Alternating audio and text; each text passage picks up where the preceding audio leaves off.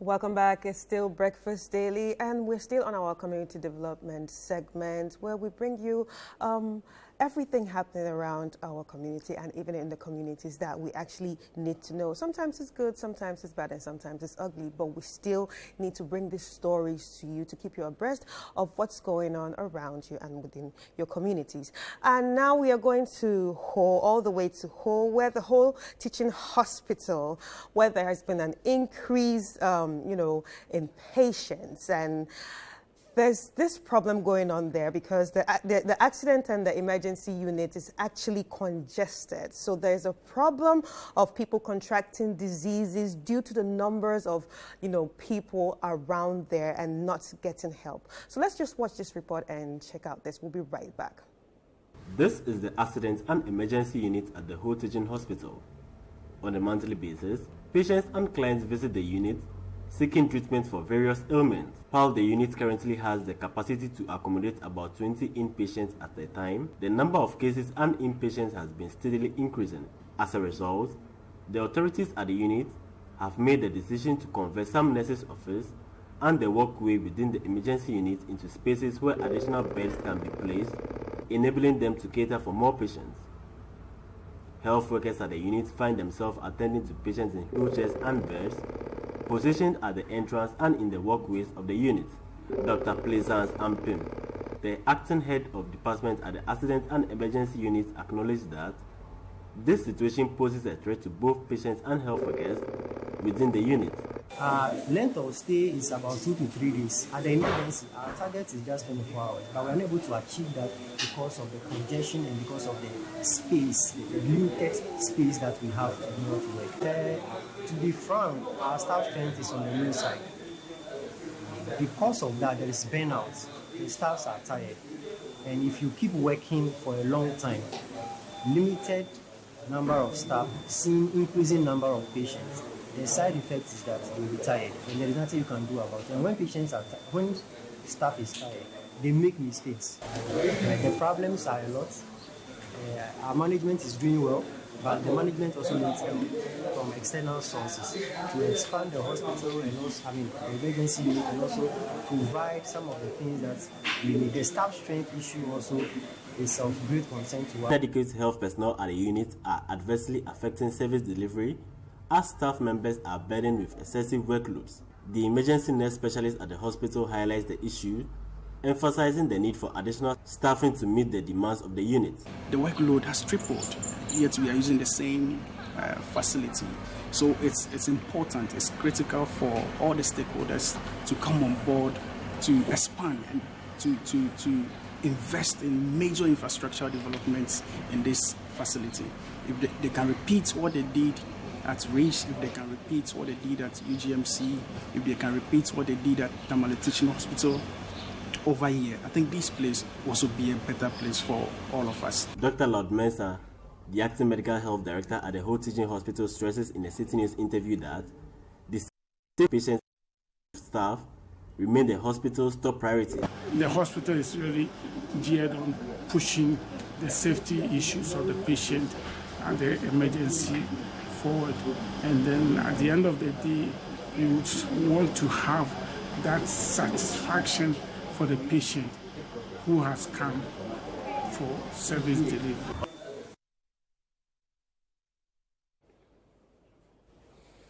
And that's the report that we just watched right there. Yeah. And it's quite unfortunate. Like, it's really unfortunate that all these are happening. But my question, which you actually asked of, where are these people coming from? That's what I really, really want to know. Yeah. Well, healthcare in Ghana has had its challenges. I think in Africa. Yes, I guess so. I guess a lot of places, there are various levels of challenges, but this one that's happening in Ho is particularly troubling because it's a regional capital, and so ideally you would want it to be better resourced, and in terms of staffing, in terms of equipment and all of that, so that it can serve a wider, geographical area. But when you have staffing issues, you have equipment issues and all of that, then the regional hospital can't do what it's supposed to be, the whole regional hospital is supposed to be a teaching hospital, which means it's a tertiary level facility, and so ideally it should, be much better equipped, But we've been joined by an emergency nurse specialist at the whole teaching hospital, George Bonney.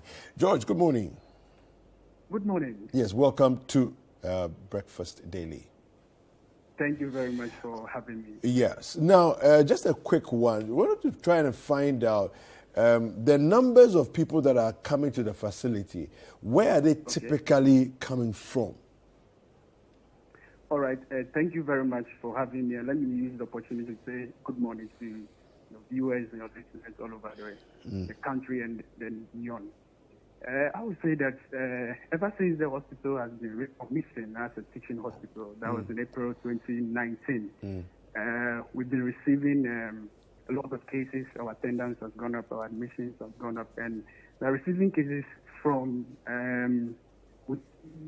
Volta, even Eastern region, even Togo, Nigeria. We are receiving cases from all these places. Okay, so basically what has happened is that you've been raised to the level or the standard of Kolebu, but you don't have, as it were, Kolebu already has its own challenges with equipment and other facilities and all that, but you don't, in terms of what you need to function as a teaching hospital, you're definitely not up to that level, isn't it? Yes, exactly the point. Once the numbers have increased, but we are still using the same facility, you realize that there's so much pressure on the facility. We even have personnel who can actually carry out certain procedures at our facility, but because they don't have the requisite resources, they are forced to refer these cases to other facilities in Accra and the other places. Yeah. Meanwhile, the patient has to bear the cost of transportation and all that to the other facilities. Now let's talk about. So there's the infrastructure challenge. There's the equipment. Heavy equipment challenge, but then also let's talk about consumables. How available are those? Okay, I would say that we've had quite a good amount of consumables for work to go on, and I think when the pandemic also occurred, I think the ministry has been very supportive in providing us with resources to attend to the large number that we received. Okay. Yeah. All right. Thank you very much for speaking to us, George. We appreciate your time. So that was George Bonney. He's an emergency nurse specialist with the whole teaching hospital. It's understandable. Yeah. Yeah, it's understandable. And I can relate to actually everything that he said right now, because when you are outside Ghana, you don't realize how people look at the healthcare of Ghana. I was living in Togo all my life. I was born in Togo. So most of the time, my eye doctor was in Ghana. Okay. Yeah, so we had to travel all the way. Oh, I see. You understand? So Interesting. because my dad's like, no, I'm sorry to the Togolese, but my dad's like, I don't trust, I don't, I prefer. Let's go to Ghana. Yeah, let's go to Ghana. Good so yeah, Ho, I understand. So we used to actually go to Ho. Okay. We used to actually go to the eye doctor around there. From Togo? Yeah, from Togo. Okay. Yeah, because it's just cross the border and then you are there. Yeah. So I really understand what he's talking about when he says that there are people coming from all over. As far afield as Nigeria. Because you might not see, how people actually envision the health care here because you live inside, but outside everybody's like, no, Ghana. Ghana. But I really wish, the government could actually help them at this point. So I think that the conversation is multi-layered. Yeah. So there's definitely a lot of people coming because of the raising of the status exactly. in 2019 from a regular regional hospital to a teaching hospital. Right. Now, I think sometimes the thought process that we go through as policymakers before we make the decisions and implement has to be a little more 360. True. You know, because I think that if you don't have the requisite resources to open up to teaching hospital level, why rush it? Exactly. That's what I'm thinking. Why rush it, right? Because teaching hospital means you're a referral hospital, you know. Yeah. So I think it's important for us to bear those things in mind. Now we have Dr. Pleshans Pim, acting head of the accident and emergency unit at the whole teaching hospital. Hello, doctor. Good morning. Hello, good morning, sir. Yes, welcome to Breakfast Daily. Yeah, thank you. Yeah. Can you help us to sort of understand the thought process, if you are aware, behind the making of the whole hospital, whole regional hospital, a teaching hospital, and the impact that it has made on the hospital facilities and, you know, and all that since it happened? Okay. OCC Hospital is a major referring center, like my colleague said. Major referring center serving the Eastern Corridor, meaning the Delta region, Citi region. We have patients coming all the way from Togo, Benin, Nigeria, like my colleague said. So in a month, we have an attendance of 600 patients coming to the emergency. These 600 patients include those who walk in from their homes and those who were referred to us from these referral facilities located in these areas I've mentioned. Okay. Out of these 600 numbers, we admit 400 every month on average. Wow. But the bed capacity of the emergency is just 22 beds. So imagine 22 beds taking care of 400 patients every month. There's going to be a lot of pressure on the bed, and the length of stay at the emergency will be extended. Some people some of the patients we admit at the emergency stay there for 6 days, 7 days, which is not ideal. Our average is 2 to 3 days, but we are targeting 24 hours.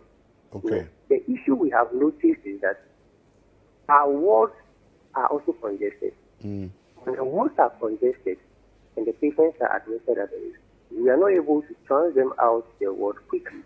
We spend more time at the emergency. And, you know, the emergency can be a very chaotic place.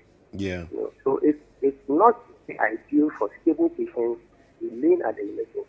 But what can we do? Our hands are tied. The ward is choked. So we spend more time at the emergency, hindering new admissions. So because new admissions are being hindered from admission inside the resuscitation area of the emergency, sometimes we have to admit on the walkway. Yeah. Sometimes even to the ambulance, the patients lying down on bed at the ambulance, which is not very ideal. Right. So it's a major problem for us. The congestion is not very, very ideal for a teaching hospital status. Right. Doc, could you elaborate on the specific risks associated with the overusing of the equipment and the overcrowding of the unit? Okay. The first thing it does is that our beds are all very, very, because a lot of patients are using the bed. So we receive, talking about the mattress, we receive new mattresses. And then within few weeks, the mattress is flat. Because the bed turnover rate is so high that a lot of patients are using the same too much. That is one of the things we noticed, that our mattress is well very, very easy. The other thing it does is that it doesn't effectively help in service, because as an emergency, you can have mass casualties. These mass casualties require you to walk briskly, okay? Yeah. To go for medications, to take samples, do some intervention. Now, when the place is choked, and you also have a lot of patient relatives coming in there, it hinders your effectiveness to function because of the congestion that you have. The other issue it does is that because sometimes we admit patients outside at the ambulance base, some of them even stay there overnight, which is not ideal. So these patients who are already sick, okay, some of them have allergies that are triggered by cold, because the inside is choked. They are admitted outside and they stay overnight outside, which is not ideal. So these patients actually sometimes develop nosocomial infections because of the congestion. Of course, if the patient comes in with a communicable, they isolate the patient immediately in order to prevent the other from getting it. But the outlook of the congestion sometimes can worsen psychologically their condition. Because if you are admitted at a place that is well rated, well ventilated, there is a higher probability of recovering faster than when you are admitted to a congested place. Everybody is moving up and down. The whole place is choked. Ventilation is poor. Lighting is poor. It doesn't really foster a lot of effective service delivery. Right. Doc, but how are the patients and their families reacting to this overcrowding situation? Yes. It's one of our major concerns when we selected emergency day on the 27th of May last month. We did a community engagement. We engaged stakeholders. We spoke also to the public to sort of understand our condition. Also, some of them understand, others have issues because they don't understand why a teaching hospital will be out of place or a teaching hospital will not be able to function to the optimum. But through the engagement, a few of them understand our condition and are hoping for things to change. Right. But, Doc, in the long term, what would you want to be done or what do you envision to be done for all these issues to stop? Yes. So during the emergency celebration, we engaged with the management and other stakeholders on the possibility of expanding the hospital as a unit, as a whole. What does it mean? Because the congestion at the emergency is the result of the wards being choked.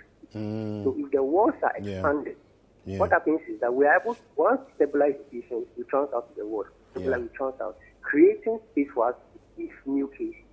So the way forward, of course, management have started bringing on board the relevant stakeholders in order to expand the units. But we want it on a larger scale and we want it faster. So that not that the emergency expanded and the ward capacity, and the bed capacity expanded, but we want the wards to be expanded as well. We need a new hospital, a unit, bigger facility. That's like the Teaching Hospital, that's like the Central Medical Center. We need an ultra-modern, bigger, major investment in infrastructure. Yes. Thank you very much, Dr. Ampim. All right, thank you very much, Dr. Ampim. So Dr. Ampim is the acting head of the Accident and Emergency Unit, which is having the challenge, the major challenge. That is where the congestion is all happening at the whole teaching hospital. So you see, the facility is there. It's there. You come in at the Accident and Emergency Center, that place is having a problem because the rest of the facility is not big enough to absorb the numbers that are coming through because of the upgrading of the hospital to a teaching hospital. And so now it's a referral center, or other smaller hospitals are referring people there. People are traveling from across the West African coast coming to that same facility. And so they definitely need to expand the emergency, build more wards, which will then soak up the numbers that are, lying on beds in different places. Just have more ward space and then free up the emergency so that.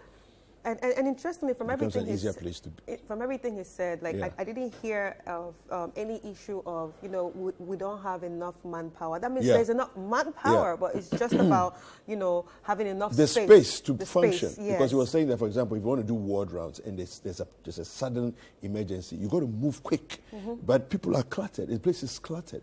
So it's difficult to you can't just move through quickly because people are everywhere, on the floors and all that. So anyway, so we're looking to government to act quickly in this situation so that we can, resolve this as quickly as possible.